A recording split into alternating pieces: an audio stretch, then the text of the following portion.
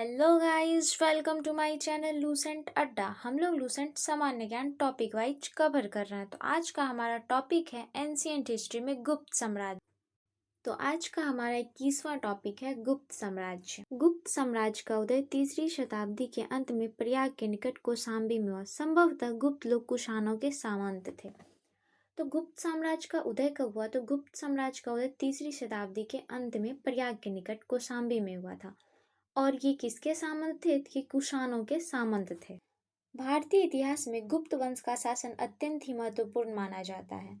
अनेक विद्वान यह मानते हैं कि ये जो है ये काल भारतीय पुनर्जागरण या स्वर्ण युग का काल है। गुप्त शासकों ने मौर्यों के बाद सातवाहन एवं कुषाणों के अतिरिक्त पुनः भारत में राजनीतिक एकता स्थापित करने का प्रयास किया था।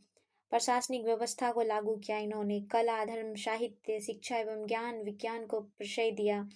गुप्त वंश से संबंधित ऐतिहासिक स्रोतों के आधार पर श्री गुप्त को गुप्त वंश का प्रथम राजा माना जाता है। इन्होंने महाराजा की उपाधि धारण की थी। तो हम लोगों ने पढ़ा कि गुप्त साम्राज्य का भारतीय इतिहास में क्या योगदान रहा है। तो अब हम लोग गुप्त साम्राज्य के बारे में डिटेल से पढ़ेंगे। तो हर चीज़ का मैंने इससे भी पहले बताया कि हर चीज़ का रिसोर्स है। तो गुप्त साम्राज्य के बारे में हमें किन किन स्रोतों से पता चलता है? तो साहित्यिक स्रोत जैसे में विष्णु पुराण, वायु, ब्रह्मांड पुराण, इन सब से तो पता चलता ही है। वहीं विशाखा दत्त का देवी चंद्रगुप्तम से भी पता चलता है। मृच्छकटिकम एवं कामसूत्र से भी इसके बारे में जानकारी प्राप्त होती है। वहीं कालिदास की ऋतु संहार, मेघदूत, कुमार संभव, रघुवंश आदि से भी इसकी जानकारी मिलती है। फाहियान का फ्यूक्योकी से भी इसके बारे में पता चलता है। वेनसांग का विवरण भी हमें गुप्त साम्राज्य के बारे में बताता है। वेनसांग के द्वारा ही पता चलता है कि नालंदा महाविहार की स्थापना जो है कुमार गुप्त ने की थी। पुरातात्विक स्रोत से भी हमें इसकी जानकारी मिलती है, जैसे समुद्रगुप्त के प्रयाग प्रशस्ति अभिलेख से, रामगुप्त का दुर्जनपुर अभिलेख से, वहीं स्कंदगुप्त के जूनागढ़ भीतरी अभिलेख से, सुबिया अभिलेख से। इन सब अभिलेखों से भी इनकी जानकारी प्राप्त होती है। वहीं सिक्के से भी प्राप्त होती है।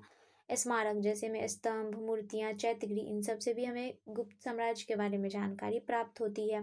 गुप्त वंश का संस्थापक श्रीगुप्त था। गुप्त वंश के संस्थापक कौन थे? तो श्रीगुप्त थे। वहीं तो गुप्त वंश के संस्थापक कौन थे? तो वो श्रीगुप्त थे। वहीं गुप्त लोग किसके सामंत थे? तो कुषाणों के सामंत थे। वहीं श्रीगुप्त का टाइम पीरियड कब से कब तक रहा था? 240 से 280 ईस्वी के बीच रहा था। श्रीगुप्त का उत्तराधिकारी घटोत्कच, जिनका शासनकाल जो है 280 से 320 ईस्वी के बीच रहा था। तो श्रीगुप्त गुप्त वंश के संस्थापक थे, जिन्होंने महाराजा की उपाधि धारण की थी। वहीं श्रीगुप्त का उत्तराधिकारी कौन था? तो घटोत्कच था। और इसका टाइम पीरियड कब से कब तक रहा था? तो 280 से 320 ईस्वी के बीच रहा था। हम लोगों ने पढ़ा गया कि श्रीगुप्त ने महाराजा की उपाधि धारण की थी। वहीं इनका उत्तराधिकारी घटोत्कच भी जो है महाराजा की ही उपाधि धारण करता है।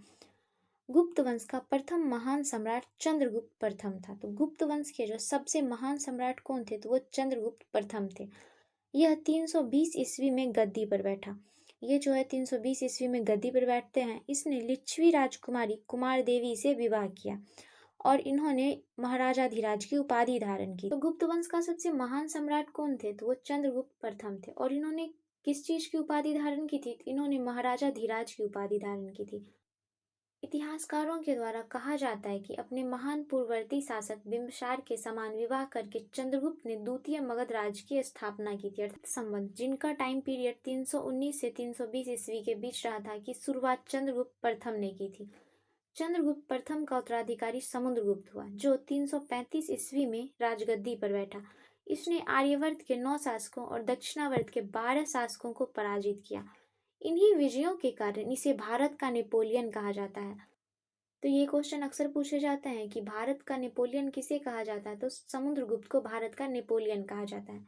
इसने अश्वमेधकर्ता, विक्रांक एवं परम भागवत की उपाधि धारण की थी।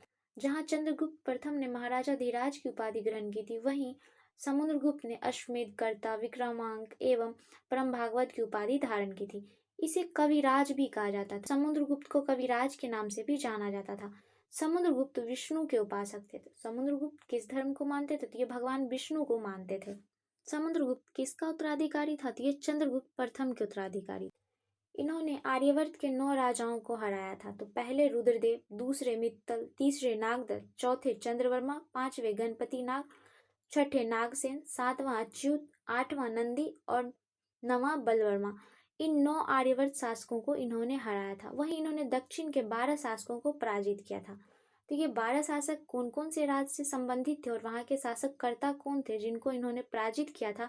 जैसे कौशल के राजा महेंद्र को इन्होंने पराजित किया था, महाकांतार के राजा व्याघ्रराज को इन्होंने पराजित किया था, कौराल के राजा मंटराज को इन्होंने पराजित किया था, पिष्टपुर के राजा महेंद्रगिरी को इन्होंने पराजित किया था, कोट्टूर के राजा स्वामीदत्त को इन्होंने पराजित किया था, एरंडपल के राजा दमन को इन्होंने पराजित किया था, कांची के राजा विष्णुगोप को इन्होंने पराजित किया था, अवमुक्त के राजा नीलराज को इन्होंने पराजित किया था, बेंगी के राजा हस्तिवर्मा को, पाल्क के राजा उग्रसेन को, देवराष्ट्र के राजा कुबेर को, वहीं कुशथलपुर राज्य के राजा धनंजय को पराजित किया था।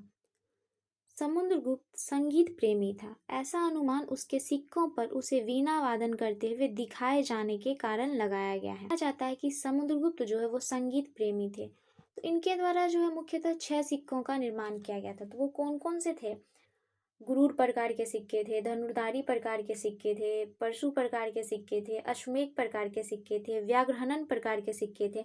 उन्हीं में से जो छठा सिक्का था वीणा वादन पर, जिसमें इन्हें वीणा वादन करते हुए दिखाया गया और इसी के थ्रू इन्हें कहा जाता है कि ये संगीत प्रेमी थे। समुद्रगुप्त का दरबारी कवि हरिसेन था। तो ये क्वेश्चन पूछे जा सकते हैं कि हरिसेन किसके दरबारी कवि थे? तो समुद्रगुप्त के दरबारी कवि थे, जिसने इलाहाबाद प्रशस्ति लेख की रचना की थी। तो इलाहाबाद प्रशस्ति की रचना किसने की थी? तो हरिसेन ने की थी। और ये किसके दरबारी थे? तो ये समुद्रगुप्त के दरबारी थे। परम भागवत की उपाधि धारण करने वाला प्रथम गुप्त शासक समुद्रगुप्त था। तो परम भागवत की उपाधि धारण करने वाले प्रथम गुप्त शासक कौन थे? तो वो समुद्रगुप्त थे। गया एवं नालंदा से मिले 2 ताम्रलेख में समुद्रगुप्त को परम भागवत कहा गया है। तो वहीं गया एवं नालंदा से जो ताम्रलेख प्राप्त हुए हैं उनमें भी कहा गया है कि ये परम भागवत है। हरिसेन के द्वारा जो प्रयाग प्रशस्ति लेख की रचना की गई है तो इसकी भाषा थी संस्कृत और वहीं इसकी लिपि कौन सी थी? तो ब्राह्मी थी। इस लेख में बताया क्या गया? तो इस लेख में यह बताया गया कि अशोक, समुद्रगुप्त, बीरबल और जहांगीर इत्यादि के लेख इसमें अंकित हैं। इस सभी लेख में तिथि क्रम का कोई उल्लेख नहीं है। तो हरिसेन के द्वारा किस लेख की रचना की गई है? तो प्रयाग प्रशस्ति लेख की रचना की गई है। समुद्रगुप्त को जो है ग्रहण मोक्षानुग्रह का भी कहा जाता था। समुद्रगुप्त को जो जहाँ परम भागवत की उपाधि प्राप्त थी वहीं इन्हें जो है ग्रहण मोक्षानुग्रह कहा जाता था। इसलिए कहा जाता था कि ये इन्होंने जितने भी दक्षिण राज्यों को जीता उन्हें जीत करके फिर उन्हें वापस कर दिया। समुद्रगुप्त का उत्तराधिकारी चंद्रगुप्त द्वितीय हुआ, जो 380 ईस्वी में राजगद्दी पर बैठा। तो चंद्रगुप्त प्रथम के उत्तराधिकारी समुद्रगुप्त थे। वहीं समुद्रगुप्त के उत्तराधिकारी कौन हुए? तो समुद्रगुप्त के उत्तराधिकारी हुए चंद्रगुप्त द्वितीय और ये 380 ईस्वी में राजगद्दी पर बैठते हैं। इसके समय में चीनी बौद्ध यात्री फाहियान भारत आया। तो ये क्वेश्चन बन सकते हैं क्या कि चीनी यात्री फाहियान किसके शासनकाल में आया था? तो ये चंद्रगुप्त द्वितीय के टाइम पीरियड पे आए थे। शकों पर विजय के उपलक्ष्य में चंद्रगुप्त द्वितीय ने चांदी के सिक्के चलाए। तो शकों को किसने हराया था? तो चंद्रगुप्त द्वितीय ने हराया था और उन्होंने इस विजय के उपलक्ष्य में चांदी के सिक्के चलाए थे। चंद्रगुप्त द्वितीय ने विक्रमादित्य की उपाधि धारण की। तो चंद्रगुप्त प्रथम ने किसकी उपाधि धारण की थी? तो वो महाराजा धीराज की उपाधि धारण की थी। वहीं चंद्रगुप्त द्वितीय विक्रमादित्य की उपाधि धारण करते हैं। यह उपाधि इससे पूर्व 57 ईस्वी पूर्व में उज्जैन के शासक ने भी पश्चिमी भारत में शक क्षत्रपों पर विजय पाने के उपलक्ष्य में धारण की थी। तो ये विक्रमादित्य की उपाधि इसलिए धारण करते हैं क्योंकि चंद्रगुप्त द्वितीय ने शकों को पराजित किया था। वहीं उज्जैन के शासक ने जब शक क्षत्रपों को हराया था तो इन्होंने भी जो है विक्रमादित्य की उपाधि धारण की थी। इसी कारण चंद्रगुप्त द्वितीय भी जो है विक्रमादित्य की उपाधि धारण करते हैं। साब चंद्रगुप्त द्वितीय का राजकवि था। तो चंद्रगुप्त द्वितीय के राजकवि कौन थे? तो साब थे। चंद्रगुप्त द्वितीय के समय में पाटलिपुत्र एवं उज्जैनी विद्या के प्रमुख केंद्र थे। तो किसके टाइम पीरियड पे जो है पाटलिपुत्र एवं उज्जैनी विद्या के केंद्र थे? तो ये चंद्रगुप्त द्वितीय के टाइम पीरियड में। अनुश्रुति के अनुसार चंद्रगुप्त द्वितीय के दरबार में 9 विद्वानों की एक मंडली निवास करती थी। तो 9 विद्वानों की एक मंडली किसके शासनकाल में उसके दरबार में निवास करती थी? तो वो चंद्रगुप्त द्वितीय के दरबार में, जिसे नवरत्न कहा जाता था। 9 विद्वानों की मंडली थी इसलिए इन्हें नवरत्न कहा जाता था। महाकवि कालिदास संभवतः इसमें अग्रणी थे। इन सब 9 विद्वानों में जो है कालिदास जो है सबसे प्रथम श्रेणी में आते थे। कालिदास के अतिरिक्त इनमें धन्वंतरी, वहीं ज्योतिष के विद्वान छनपक, अमर सिंह, वास्तुकार शंकु, वैतालवट, घटक पर खगोल विज्ञानी वारामिहिर एवं वरुचि जैसे विद्वान थे। तो चंद्रगुप्त के दरबार में जो है 9 विद्वानों की एक मंडली थी जिसे नवरत्न की संज्ञा दी गई थी। रघुवंश में चंद्रगुप्त का वर्णन इस प्रकार किया जाता है दोस्तों कि मगध देश का यह राजा बड़ा ही पराक्रमी है और अपनी शरण में आने वाले की रक्षा करता है। भले ही हजारों नरेश आपूर्ति हुए हैं पर यह वसुंधरा इस नरेश के द्वारा ही राजा से युक्त हुई है। ये रघुवंश में जो चंद्रगुप्त का वर्णन किया गया है इस प्रकार से। ये चंद्रगुप्त जो थे ये समुद्रगुप्त एवं दत्ता देवी का पुत्र था और इन्होंने अपनी प्रतिभा एवं विलक्षण परोश के कारण जो है अपने पिता के द्वारा स्थापित साम्राज्य का विस्तार किया और इन्होंने जो उल्लेखनीय कार्य किए, इसलिए चंद्रगुप्त द्वितीय भी अत्यंत महत्वपूर्ण है। चंद्रगुप्त द्वितीय भी महान शासकों में से एक था। तो समुद्रगुप्त के सैन्य अभियान के बावजूद हुआ क्या था, तो शक अभी भी स्वतंत्र थे। वहीं दूसरी ओर क्या हुआ, तो काटक जैसे शक्तिशाली वंश उभर कर सामने आया और आंतरिक उत्तराधिकार युद्ध चल ही रहा था। इन सब के बावजूद चंद्रगुप्त द्वितीय ने जो है मतलब सहिष्णुता, कूटनीति एवं पराक्रम को अपना करके जो है अपने साम्राज्य का विस्तार किया। तो इसलिए भी इन्हें एक अत्यंत महत्वपूर्ण दृष्टिकोण से देखा जा सकता है।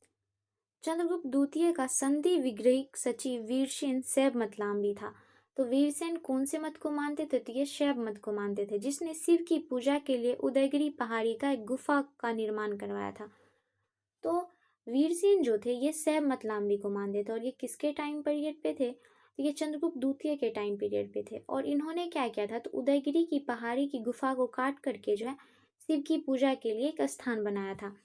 वीरसेन व्याकरण, न्याय मीमांसा एवं शब्द का प्रकांड पंडित था एवं एक कवि भी था। तो वीरसेन जो है व्याकरण, न्याय मीमांसा एवं शब्द का प्रकांड पंडित तथा एक कवि भी थे। चंद्रगुप्त द्वितीय का उत्तराधिकारी कुमारगुप्त या गोविंद गुप्त, जिसका टाइम पीरियड जो है 415 ईस्वी से 454 ईस्वी के बीच रहा था। ये जो है चंद्रगुप्त की पत्नी ध्रुव देवी से उत्पन्न पुत्र थे। तो कुमारगुप्त किसके पुत्र थे, तो ये चंद्रगुप्त द्वितीय की पत्नी ध्रुव देवी से उत्पन्न पुत्र थे। नालंदा विश्वविद्यालय की स्थापना जो है कुमारगुप्त ने की थी। इसकी जानकारी हमें जो है वेनस्वांग के विवरण से प्राप्त होती है। नालंदा विश्वविद्यालय को ध्वस्त कर दिया गया था 1198 ईस्वी के समथिंग पे बख्तियार खिलजी के द्वारा। कुमारगुप्त प्रथम का उत्तराधिकारी स्कंदगुप्त, जिसका टाइम पीरियड जो है शासन का 455 ईस्वी से 467 ईस्वी के बीच रहा था। स्कंदगुप्त ने गिरनार पर्वत पर स्थित सुदर्शन झील का पुनरुद्धार करवाया था। तो सुदर्शन झील का पुनरुद्धार किसने करवाया था, तो वो स्कंदगुप्त ने करवाया था। स्कंदगुप्त ने पर्णदत्त को सौराष्ट्र का गवर्नर नियुक्त किया था। तो इन्होंने किसे सौराष्ट्र का गवर्नर नियुक्त किया था, तो पर्णदत्त को। वहीं सुदर्शन झील का पुनरुद्धार भी स्कंदगुप्त ने करवाया था। स्कंदगुप्त के शासनकाल में ही हुनों का आक्रमण शुरू हो गया। तो ये क्वेश्चन पूछे जाते हैं अक्सर, क्या हुनों का आक्रमण किसके टाइम पीरियड पे स्टार्ट हुआ, तो गुप्त शासनकर्ता स्कंदगुप्त के टाइम पीरियड पे स्टार्ट हुआ था। अंतिम गुप्त शासक विष्णुगुप्त था। तो अंतिम गुप्त शासक कौन थे, तो विष्णुगुप्त थे। ये जो है गुप्त वंश के संस्थापक कौन थे, तो श्रीगुप्त थे। साम्राज्य की सबसे बड़ी प्रादेशिक इकाई देश थी। तो इनकी सबसे बड़ी इकाई कौन सी थी, तो वो देश थी, जिसके शासक को गोपना कहा जाता था और इसके शासक को क्या कहते थे, तो गोपना कहते थे। एक दूसरी प्रादेशिक इकाई भुक्ति या प्रांत थी, जिसके शासक उपरीक कहलाते। इसके अतिरिक्त भी दूसरी प्रादेशिक इकाई थी जिसको भुक्ति या प्रांत कहते थे और इनके शासक उपरीक कहलाते थे। भुक्ति के नीचे विषय या जिला नामक प्रशासनिक इकाई होती थी। वहीं पहले देश था, उसके बाद भुक्ति था, भुक्ति के नीचे विषय था, जिसे जिला नामक प्रशासनिक इकाई के नाम से भी जाना जाता था, जिसके प्रमुख विषयपति कहलाते थे। और यहाँ के जो प्रमुख होते थे उसको विषयपति कहते थे। पुलिस विभाग के साधारण कर्मचारियों को चाट एवं भाट कहा जाता था। तो पुलिस विभाग के जो साधारण कर्मचारी थे उनको चाट एवं भाट कहा जाता था। तो पुलिस विभाग के साधारण कर्मचारी को जहाँ चाट एवं भाट कहा जाता था, वहीं इसके जो मुख्य अधिकारी थे उनको दंडपाशी कहते थे। प्रशासन की सबसे छोटी इकाई ग्राम थी। सबसे बड़ी इकाई देश थी, तो वहीं सबसे छोटी इकाई ग्राम थी। ग्राम का प्रशासन ग्राम सभा द्वारा संचालित होता था। ग्राम सभा का मुखिया ग्रामिक कहलाता था। अभी भी हम लोग देखते हैं गांव में क्या कि मतलब ग्राम में एक मुखिया होता था और इन्हीं के द्वारा जो ग्राम सभा का संचालन किया जाता। तो गुप्त टाइम पीरियड पे भी ग्राम सभा होता था और उसके मुखिया ग्रामिक कहलाते थे एवं अन्य सदस्य महत्तर कहलाते थे। एवं अन्य सदस्य क्या कहलाते थे, महत्तर कहलाते थे। ग्राम समूहों की सबसे छोटी इकाई को पेट कहा जाता था। ग्राम समूह की जो सबसे छोटी इकाई होती थी उसे पेट कहा जाता था। गुप्त शासक कुमारगुप्त के दामोदरपुर ताम्रपत्र में भूमि बिक्री संबंधी अधिकारियों के क्रियाकलापों का उल्लेख है। तो दामोदरपुर ताम्रपत्र में जो है बताया गया है कि कुमारगुप्त के द्वारा जो है इनके द्वारा भूमि बिक्री इत्यादि के बारे में जानकारी उल्लेखित है। भू राजस्व कुल उत्पादन का 1/4 भाग से 1/6 भाग हुआ करता था। तो भू राजस्व की दर जो है वो 1/4 भाग से 1/6 हुआ करती थी गुप्त टाइम पीरियड पे। गुप्त काल में बलात् श्रम राज्य के लिए आय का एक स्रोत माना जाता था। तो बलात् श्रम को जो है आय का एक स्रोत माना जाता था गुप्त टाइम पीरियड पे। इसे जनता द्वारा दिया जाने वाला भी कर माना जाता था। तो इसे जनता के द्वारा दिया जाने वाला भी एक कर माना जाता था जो स्वयं जनता देती थी। नहीं चुका पाती होगी तो वो बलात्श्रम अर्थात अपने बच्चों को कार्य पे लगा देती होगी। आर्थिक उपयोगिता के आधार पर निम्न प्रकार की भूमि थी, मतलब आय अर्जन के लिए जो है निम्न प्रकार की भूमि होती थी। तो पहला कौन सा क्षेत्र, कृषि योग्य करने भूमि को क्षेत्र कहते थे। वास्तु, वहीं दूसरे हैं वास्तु अर्थात वास करने योग्य भूमि को वास्तु कहा जाता था। तीसरा है चारगाह भूमि, चारगाह अर्थात पशुओं को चारा योग्य भूमि। तो इसे सीधा भी जाना जा सकता है, इसे सीधा भी जान सकते हैं, चारगाह अर्थात पशुओं के चारा योग्य भूमि नहीं होती। सील, ऐसी भूमि जो जोतने योग्य नहीं होती थी। पांचवा है अपरहत भूमि, ऐसी भूमि जो जंगली होती थी, मतलब जंगली भूमि को जो है अपरहत भूमि की श्रेणी में रखा जाता था। सिंचाई के लिए रहट या घंटी यंत्र का प्रयोग किया जाता था। सिंचाई के लिए क्या करते थे लोग, रहट मतलब एक श्रृंखला बना देते थे मिट्टी के ऊपर, उसका प्रयोग करते थे या फिर घंटी यंत्र का प्रयोग करते थे। श्रेणी के प्रधान को ज्येष्ठक कहा जाता था। श्रेणी के प्रधान को क्या कहते थे, तो ज्येष्ठक कहते थे। गुप्त काल में उज्जैन सर्वाधिक महत्वपूर्ण व्यापारिक केंद्र था। तो गुप्त काल का सर्वाधिक महत्वपूर्ण व्यापारिक केंद्र कौन सा था, तो वह उज्जैन था। गुप्त राजाओं ने सर्वाधिक स्वर्ण मुद्राएं जारी किए। वहीं सर्वप्रथम स्वर्ण मुद्रा जो है यूनानियों के द्वारा जारी किया गया था। इनकी स्वर्ण मुद्राओं को अभिलेखों में दिनार कहा गया। तो गुप्तों ने जो स्वर्ण सिक्काओं का प्रचलन किया उनको क्या कहते थे, तो दिनार कहते थे। गुजरात के बाद गुप्त राजाओं ने बड़ी संख्या में चांदी के सिक्के जारी किए जो केवल स्थानीय लेन देन में चलते थे। तो चांदी के सिक्के भी जारी किए गए थे लेकिन इसे स्थानीय लेन देन के माध्यम के स्रोत के रूप में ही यूज करते थे। अब हम लोग पढ़ेंगे गुप्तकालीन प्रसिद्ध मंदिर के बारे में। इससे एक प्रश्न पूछे ही जाते हैं तो इसको ध्यानपूर्वक पढ़ेंगे। मंदिर एवं उसके स्थान। तो विष्णु मंदिर कहाँ पे स्थापित है, तो ये मध्य प्रदेश के जबलपुर जिले में तिगवा नामक स्थान पर स्थापित है। वहीं शिव मंदिर कहाँ पे स्थापित है, तो शिव मंदिर मध्य प्रदेश के नागोदा जिले में भुमड़ा नामक स्थान पर स्थापित है। पार्वती मंदिर कहाँ पे स्थापित है, तो ये मध्य प्रदेश के नैना कुठार स्थान पर स्थापित है।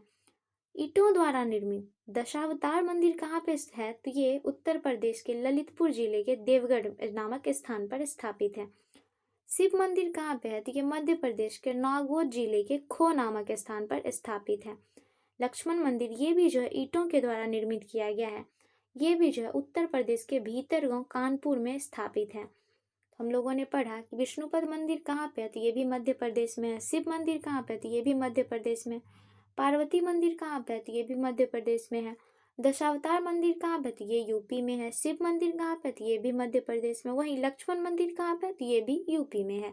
ये सारी गुप्तकालीन प्रसिद्ध मंदिर है। कायस्थों का सर्वप्रथम वर्णन याज्ञवल्क्य स्मृति में मिलता है। तो कायस्थों का सर्वप्रथम वर्णन कहाँ पे मिलता है, तो याज्ञवल्क्य स्मृति में प्राप्त होती है। जाति के रूप में कायस्थों का सर्वप्रथम वर्णन ओस्मान स्मृति में मिलता है। तो जाति के रूप में जो कायस्थों का सर्वप्रथम वर्णन किस में मिलता है, तो वो ओशनम स्मृति में प्राप्त होती है। विंध्य जंगल में सवर जाति के लोग अपने देवताओं को मनुष्य का मांस चढ़ाते थे। तो विंध्य जंगल में जो है सवर जाति के लोग रहते थे और वो अपने देवताओं को जो मनुष्य का मांस चढ़ाते थे। उनको लगता था मनुष्य का मांस चढ़ाने से हमारे देवता प्रसन्न हो जाएंगे, तो इसलिए ये लोग चढ़ाते होंगे। पहली बार किसी के सती होने का प्रमाण 510 ईस्वी में भानुगुप्त के एरन अभिलेख से प्राप्त होता है। तो सतीत्व होने का सबसे पहला प्रमाण कब मिलता है, तो 510 ईस्वी में भानुगुप्त के एरन अभिलेख से प्राप्त होती है, जिसमें बताया गया है कि भोजराज की मृत्यु पर उसकी पत्नी के सती होने का वर्णन है। जिसमें जो भोजराज की मृत्यु के उपरांत जो है इनकी पति के सती होने का उल्लेख किया गया है। गुप्त काल में वेश्यावृत्ति करने वाली महिलाओं को गणिका कहा जाता था। वृद्ध वेश्याओं को कुटनी कहा जाता था। तो यहाँ पे जो वेश्याएं होती थी यहाँ पे जो वेश्यावृत्ति महिलाएं होती थी, जो यंग होती थी, उनको गणिका कहा जाता था, वहीं वृद्ध वेश्याओं को कुटनी कहा जाता था। गुप्त सम्राट वैष्णव धर्म के अनुयायी थे तथा उन्होंने इसे राजधर्म बनाया था। गुप्त सम्राट जो है वैष्णव धर्म के अनुयायी थे और इन्हें राजधर्म बनाया था। विष्णु का वाहन गुरुर गुप्तों का राज चिन्ह था।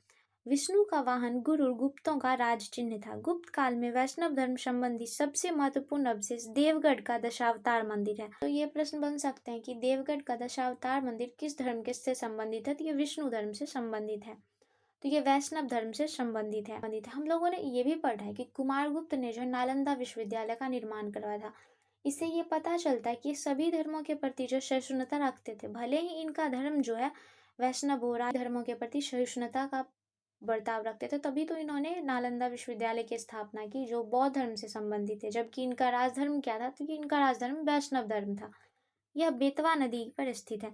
तो दशावतार मंदिर कहाँ पे स्थित है? तो यह ललितपुर जिले के बेतवा नदी पर स्थित है। अजंता में निर्मित कुल 29 गुफाओं में वर्तमान में केवल 6 ही शेष हैं, जिनमें गुफा संख्या 16 एवं 17 ही गुप्तकालीन है। तो अजंता में जो है कुल 29 गुफाएं हैं, लेकिन इसमें से जो है 6 ही अभी बचे हुए हैं। उसमें 16वां एवं 17 जो है गुप्त काल से संबंधित है। इसमें गुफा संख्या 16 में उत्कीर्ण मरणासन राजकुमारी का चित्र प्रशंसनीय है। संख्या 17 के चित्र को चित्रशाला कहा गया है।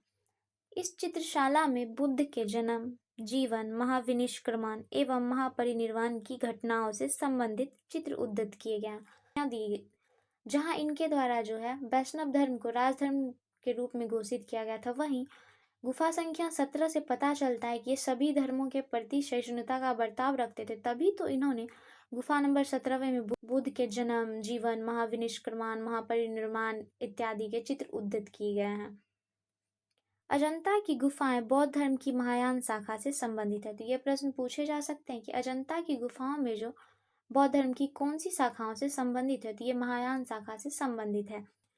गुप्त काल में निर्मित अन्य गुफा बाघ की गुफा है, जो बाघ नामक स्थान पर विंध्य पर्वत को काटकर बनाई गई है। तो गुप्त काल में एक और अन्य गुफा है, वो कौन सा? अजंता के अतिरिक्त एक और गुफा है जो बाघ गुफा के नाम से विख्यात है, और ये जो है मध्य प्रदेश के धार जिले में स्थित है। और इसे बनाया किस पर्वत को काट के गया? तो इसे विंध्य पर्वत को काट कर बनाया गया है। गुप्त काल में विष्णु शर्मा द्वारा उल्लिखित पंचतंत्र को संसार का सर्वाधिक प्रचलित ग्रंथ माना जाता है।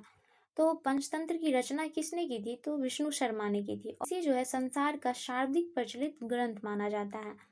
पंचतंत्र की रचना संस्कृत भाषा में की गई है। बाइबिल के बाद इसका स्थान दूसरा है। इसका स्थान जो है बाइबिल के बाद दूसरा आता है। इसे 5 भागों में बांटा गया है। पहला है मित्रभेद, दूसरा है मित्रलाभ, तीसरा है संधि विग्रह, चौथा है लब्ध प्रणाश, सहकारित्व। तो इसे 5 भागों में बांटा गया। पहले कौन है? पहले मित्रभेद है, दूसरे मित्रलाभ है, तीसरे संधि विग्रह है, चौथे लब्ध प्रणाश है, 5वें अपरिक्षीकारित्व है। आर्यभट्ट ने आर्यभट्टियम एवं सूर्य सिद्धांत नामक ग्रंथ लिखे। तो आर्यभट्ट के द्वारा कौन कौन सी रचना की गई थी? तो आर्यभट्टियम एवं सूर्य सिद्धांत नामक ग्रंथ की रचना की गई थी। उसने सूर्य ग्रहण एवं चंद्र ग्रहण के वास्तविक कारण बताए। तो आर्यभट्ट ने ही जो है सूर्य ग्रहण एवं चंद्र ग्रहण की वास्तविक कारण बताए थे। आर्यभट्ट पहला भारतीय नक्षत्र वैज्ञानिक थे जिसने घोषणा की थी कि पृथ्वी अपनी धुरी पर घूमती है। वहीं आर्यभट्ट ने सूर्य ग्रहण एवं चंद्र ग्रहण का कारण तो बताया ही, वहीं इन्होंने ही बताया कि पृथ्वी अपनी धुरी पर घूमती है, और ये बताने वाले ये प्रथम भारतीय नक्षत्र वैज्ञानिक थे। वाराहमिहिर ने वृहत संहिता, पंच सिद्धांत, वृहत जातक और लघु जातक की रचना की। तो वाराहमिहिर की रचना कौन कौन सी है? वृहत संहिता, पंच सिद्धांत, वृहत जातक, लघु जातक इत्यादि वाराहमिहिर की रचना है। वृहत संहिता में नक्षत्र विद्या। तो वृहत संहिता में क्या बताया गया? तो नक्षत्र विद्या के बारे में, वनस्पति शास्त्र, प्रकृति, इतिहास और भौतिक भूगोल के विषयों पर चर्चा की गई है। ब्रह्मगुप्त इस युग के महान नक्षत्र वैज्ञानिक एवं गणितज्ञ थे। तो ब्रह्मगुप्त क्या थे? तो ये गुप्त काल के जो है महान नक्षत्र वैज्ञानिक एवं गणितज्ञ थे। उसने यह घोषणा करके न्यूटन के सिद्धांत की पूर्व कल्पना कर ली कि प्रकृति के एक नियम के अनुसार सभी वस्तुएं पृथ्वी पर गिरती है। न्यूटन के फर्स्ट लॉ की व्याख्या पहले ही कर दी थी कि सभी वस्तुएं पृथ्वी पर गिरती है, क्योंकि पृथ्वी स्वभाव से ही सभी वस्तुओं को अपनी ओर आकर्षित करती है। पृथ्वी और इनके द्वारा बताया गया कि पृथ्वी अपने स्वभाव के कारण वस्तुओं को अपनी ओर आकर्षित करती है। गुप्त काल में पलकानब ने पशु चिकित्सा पर हस्त्याजुर्वेद लिखा। तो हस्त्याजुर्वेद किसने लिखा है? तो पालकानब ने पशु चिकित्सा पर लिखा है। नवनीतकम की रचना गुप्त काल में की गई है। इस पुस्तक में क्या बताया गया है? इसमें नुस्खे, सूत्र और उपचार विधियां दी गई है। पुराणों की वर्तमान रूप में रचना गुप्त काल में हुई है। तो पुराणों की रचना कब हुई है? तो वो गुप्त टाइम पीरियड पे हुई है। इसमें ऐतिहासिक परंपराओं का उल्लेख है। तो पुराणों में किसका उल्लेख है? तो ऐतिहासिक परंपराओं का वर्णन है। संस्कृत गुप्त राजाओं की शासकीय भाषा थी। तो गुप्त राजाओं की शासकीय भाषा क्या थी? तो संस्कृत थी। वहीं इनका धर्म कौन सा था? तो वो वैष्णव धर्म था। गुप्त काल में चांदी के सिक्कों को रुपया कहा जाता था। वहीं अभिलेख में स्वर्ण सिक्कों को दिनार कहा जाता था। याज्ञवल्क्य, नारद, कात्यायन एवं बृहस्पति स्मृतियों की रचना गुप्त काल में हुई है। तो याज्ञवल्क्य, नारद, कात्यायन एवं बृहस्पति स्मृतियों की रचना गुप्त टाइम पीरियड पे ही हुई है। मंदिर बनाने की कला का जन्म गुप्त काल में ही हुआ है। तो मंदिर कला जो विकसित की गई थी वो गुप्त काल में ही स्टार्ट की गई थी। त्रिमूर्ति की अवधारणा का विकास गुप्त काल में ही हुआ है। तो त्रिमूर्ति की अवधारणा का भी विकास जो है गुप्त टाइम पीरियड पे ही हुआ है। गुप्त वंश के शासकों ने मंदिरों एवं ब्राह्मणों को सबसे अधिक ग्राम अनुदान में दिया था। तो गुप्त ही ऐसे शासक थे जिन्होंने जो है ब्राह्मणों को सबसे अधिक ग्राम दान में दिए थे। गुप्त काल लौकिक साहित्य की सर्जना के लिए स्मरणीय है। तो गुप्त काल जो है लौकिक साहित्य की सर्जना के लिए स्मरणीय है। भास के 13 नाटक इसी काल में है। तो भास के जो 13 नाटक थे वो गुप्त टाइम पीरियड से ही संबंधित है। क्षुद्रक का लिखा नाटक मृच्छकटिकम या माटी की खिलौना गाड़ी, जिसमें निर्धन ब्राह्मण के साथ वैश्या का प्रेम वर्णित है। तो मृच्छकटिकम में क्या वर्णित है? तो इसमें जो है निर्धन ब्राह्मण के साथ वैश्या का प्रेम वर्णित है, मतलब इसके बारे में उल्लेखित है। प्राचीन नाटकों में सर्वोत्कृष्ट माना जाता है। तो मृच्छकटिकम को जो है मतलब प्राचीन नाटकों में सबसे सर्वोत्कृष्ट माना गया है। तम विशाखादत्त की संस्कृत नाटक है। तो देवी चंद्रगुप्तम किसकी कृति है? तो विशाखादत्त की कृति है। और ये क्या है? तो ये एक संस्कृत में नाटक है। यह गुप्त राजा रामगुप्त की कहानी है जो अपनी रानी ध्रुव देवी को एक शक आक्रमणकारी को सौंपने का फैसला करता है, लेकिन उसका छोटा भाई चंद्रगुप्त रानी के भेष में दुश्मन के शिविर में प्रवेश करता है और दुश्मन को मार डालता है। दत्त की रचना देवी चंद्रगुप्त में बताया गया है कि रानी ध्रुवा देवी को जो है एक शक आक्रमणकारी को सौंपने का फैसला किया जाता है। उधर से डिमांड होगा इनके बारे में तो इनको सौंपने का फैसला किया जाता है, लेकिन रामगुप्त का छोटा भाई चंद्रगुप्त रानी के भेष में दुश्मन के शिविर में प्रवेश करता है और दुश्मन को मार डालता है। तो इसी के बारे में देवी चंद्रगुप्तम में बताया गया है। कालिदास की कृति अभिज्ञान शकुंतलम। तो अभिज्ञान शकुंतलम किसकी रचना है? तो वो कालिदास की रचना है, जिसमें राजा दुष्यंत एवं शकुंतला के प्रेम कथा के बारे में बताया गया है। और ये जो है द्वितीय भारतीय रचना है जिसका अनुवाद यूरोपीय भाषाओं में हुआ है। तो कालिदास की कृति अभिज्ञान शकुंतलम जो है वो द्वितीय भारतीय रचना है जिसका अनुवाद यूरोपीय भाषा में हुआ है। ऐसी प्रथम रचना है भगवत गीता। और प्रथम रचना कौन सी है? वो भगवत गीता है, जिनका जो है अनुवाद यूरोपीय भाषा में हुआ था। वहीं दूसरा कौन है? तो कालिदास की अभिज्ञान शकुंतलम है, और इसमें राजा दुष्यंत एवं शकुंतला की प्रेम कहानी का वर्णन किया गया है।